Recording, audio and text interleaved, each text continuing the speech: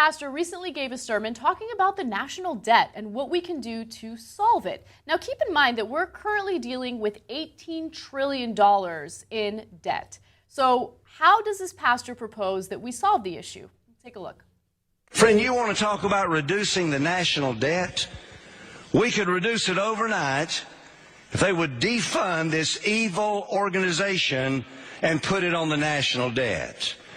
Man, we could get out of debt immediately if they would do that. And friend, when I call Planned Parenthood an evil organization, I don't stumble and I don't stammer and I don't apologize. I mean exactly what I say.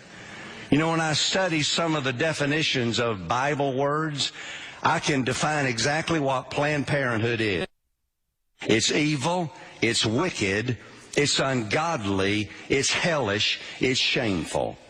You look up the Bible definition of all of those words, and those words will describe exactly what Planned Parenthood is. Friend, it must go because Planned Parenthood is to children what ISIS is to Christians. Planned Parenthood is to children what ISIS is to Christians. Okay, keep in mind that Planned Parenthood receives $540 million a year in federal funding.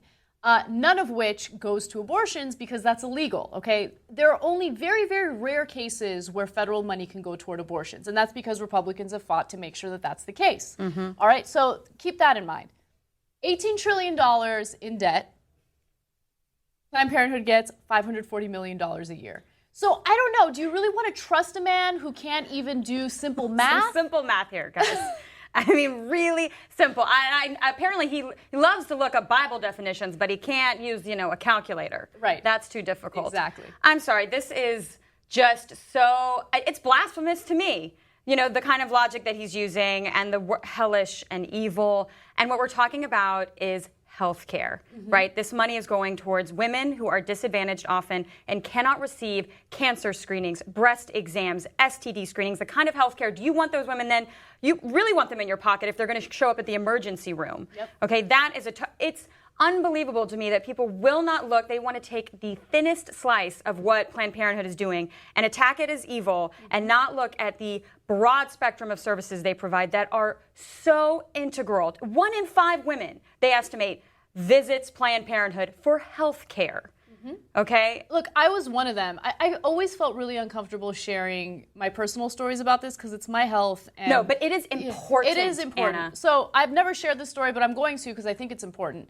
When I was working at a car dealership and I didn't have health insurance and I didn't have much money, I was making $10 an hour, I felt something in my breast, right? It was a lump and it scared the hell out of me. It was like a hard, painful lump.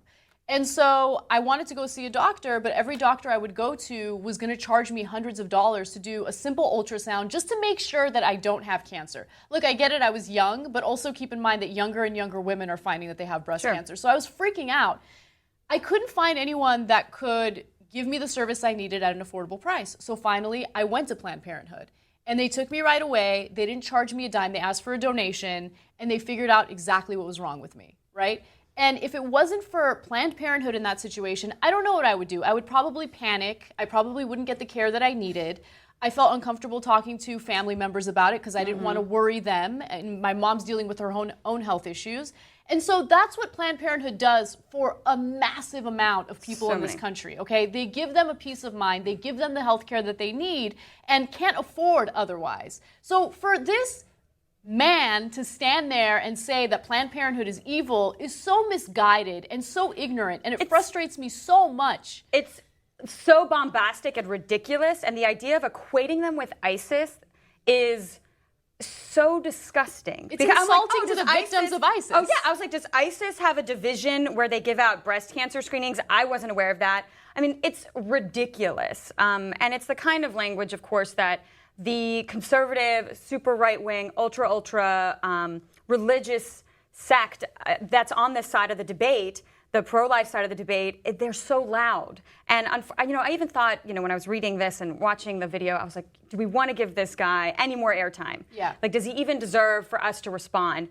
And he does, in that we need to respond. Women, especially who are using Planned Parenthood services, 1 in 3 women, probably before menopause, and this is a study from the Guttmacher Institute, and I read this in a New York Times article, will visit Planned Parenthood for an abortion. Now, there is silence is a stigma here, right? Right. Women do not talk about it. Women do not want to talk about the fact that, then that creates a taboo, I think it's important to talk about all the other services they provide. Right. But don't get it twisted. There are women who are also taking part in terminating their pregnancies, and it's not always the same narrative you're always hearing where it was this, I am ashamed of that decision, or I should be made to feel ashamed because of men like this who are going to stand on a pulpit and tell me I'm evil. Right. And the vast majority of women who get an abortion, first of all, aren't doing it for fun. They're not doing it because they're sexually promiscuous and they're just messing around and they think abortions are just fun to do. They're not fun. It's a difficult decision for a woman to make,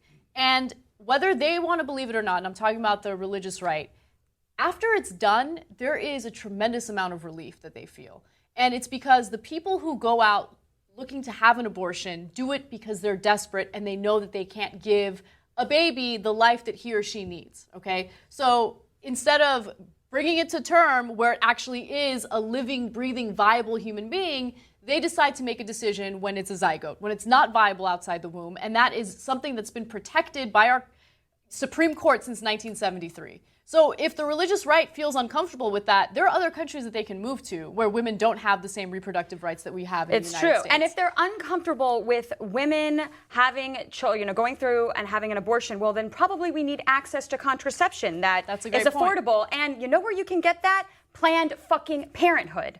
Okay? Like, they refuse to recognize, like, the entire breadth of services that this organization provides. And they want to focus on one, and they want to have one insidious debate constantly about evil versus good.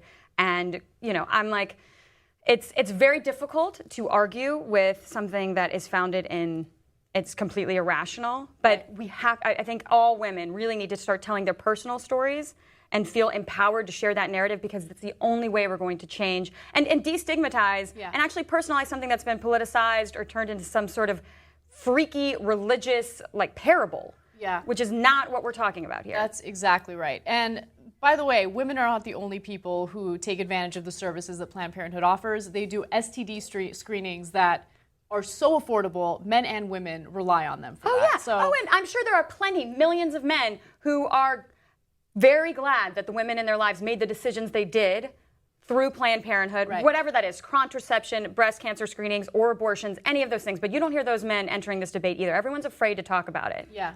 And I think you're right. I think that we need to share our stories so we have people who understand the importance of an organization like Planned Parenthood.